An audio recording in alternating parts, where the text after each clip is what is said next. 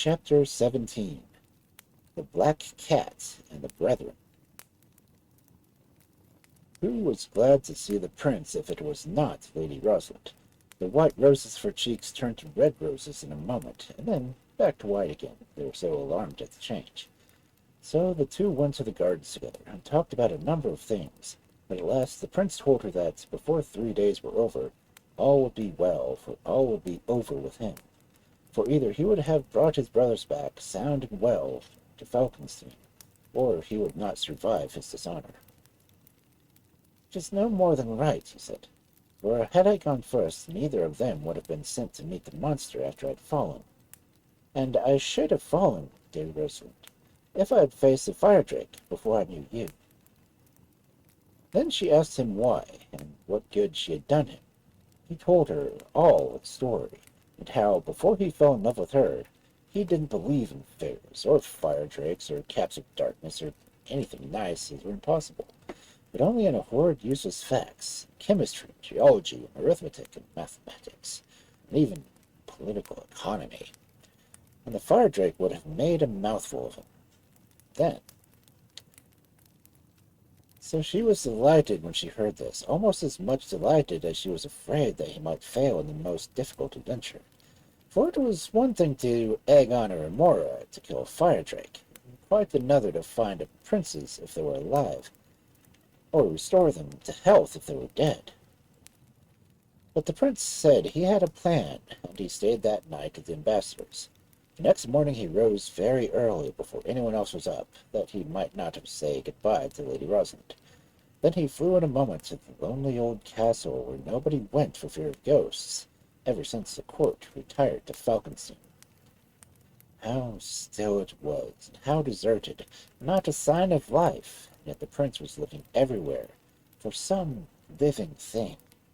He hunted through the castle in vain, and then went out to the stable-yard, but all the dogs, of course, had been taken away, and the farmers had offered their homes to the poultry. At last, stretched at full length in a sunny place, the prince found a very old, half-blind, miserable cat. The poor creature was lean, and its fur had fallen off in patches. It could no longer catch birds, nor even mice, and there was nobody to give it milk. But cats do not look far into the future, and this old cat, Frank was his name, had got breakfast somehow, and was happy in the sun. The prince stood and looked at him pityingly, and then he thought that even a sick old cat, in some ways, happier than most men. "Well," said the prince at last, "he could not live long anyway, and it must be done. He will feel nothing." Then he drew his sword of sharpness, and with one clean turn of his wrist, the cat's head was cut clean off. It did not at once change into a beautiful young lady, as perhaps you expect. No, that was improbable, and as the prince was already in love, that would have been really inconvenient. The dead cat lay there, like any common cat. Then the prince built up a heap of straw with wood in it, and there he had laid the poor puss, and set fire to the pile. Very soon there was nothing left of old black Frank but the ashes. Then the prince ran upstairs to the fairy cupboard, his heart beating loudly with excitement. The sun was shining through the arrow-shaped windows, and the yellow motes were dancing in its rays. The light fell on the strange heaps of fairy things, talismans and spells. The prince hunted about here and there until at last he discovered 6 ancient water vessels of black leather, each with a silver plate on it, and on the plate letters engraved. This was what was written on the plates. Aqua de Fonte Leondin. "Thank heaven," said the prince. "I thought they were sure to have brought it." Then he took one of the old black leather bottles and ran downstairs again to the place where he had burnt the poor cat. He opened the bottle and poured a few drops of the water on the ashes of the dying embers. Up there sprang a tall, white flame of fire, waving like a tongue of light, and forth from the heap jumped the most beautiful, strong, funny, black cat that was ever seen. It was Frank as he had been in the vigor of his youth, and he knew the prince at once, and rubbed himself against him and purred. The prince lifted up Frank and kissed his nose for joy, and a bright tear rolled down Frank's face, and made him rub his nose with his paw in the most comical manner. "You want to know what Aqua de Font Leonion said his water from the Fountain of Lions. Then the prince set him down, and he ran round and round after his tail, and lastly he cocked his tail up and marched proudly after the prince into the castle. "Oh, Frank," said Prince Prigio, "no cat since the time of Puss in Boots was ever so well taken care of as you shall be. For if the fairy water of the Fountain of Lions will bring you back to life, why there's a chance for Alfonso and Enrico." Then Prigio bustled about and got ready some cold luncheon from the storeroom, and took all his fairy things that he was likely to need, and sat down with them on the flying carpet, and wished himself at the mountain of the fire drake. "I have the king now," he said.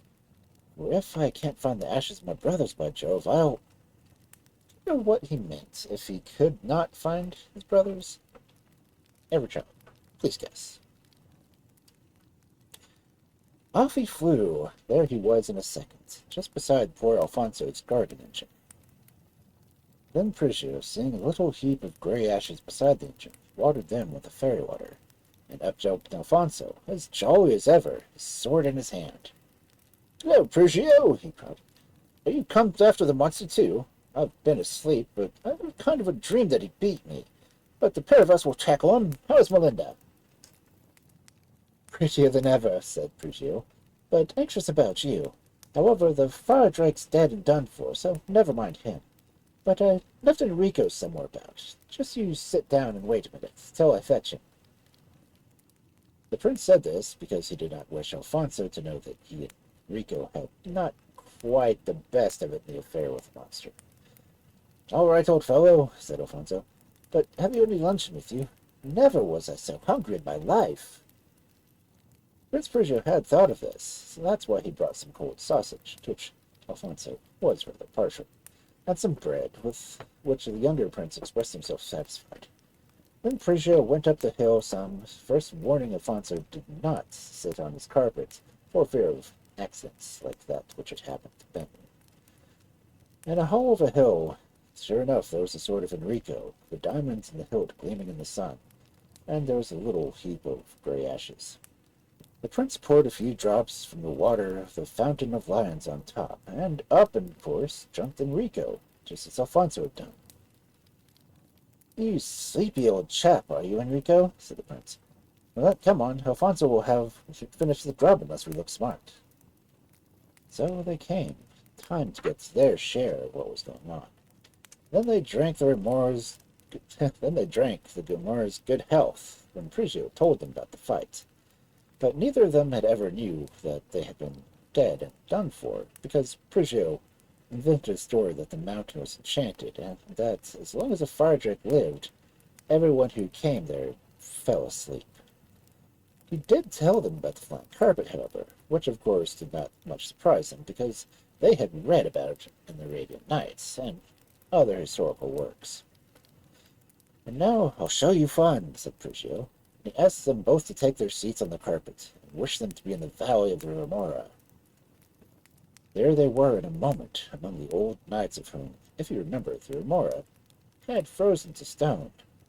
There was quite a troop of them, in all sorts of armor, Greek, Roman, Knights Templar like Front de Boeuf and Brun de Bois Guilbert, all the brave warriors that had tried to fight the Remora since the world began. Then Prigio gave each of his brothers some of the water in their caps, and told them to go around pouring a drop or two on each of the frozen knights. When as they did, lo and behold, each knight came alive, with his horse, and lifted his sword and shouted, "Long live Prince Prigio!" in Greek, Latin, Egyptian, French, German, Spanish, all the language that the knights had held, and they spoke it like a native. So he marshaled them in order, and sent them off to ride to Falconston and cry, "Prince Prigio's coming." Off they went, the horses' hoofs clattering, banners flying, the sunshine glittering off the spear points, and off they rode to Falconston, and when the king saw them galloping in, I can tell you he had no more notion of hanging Prigio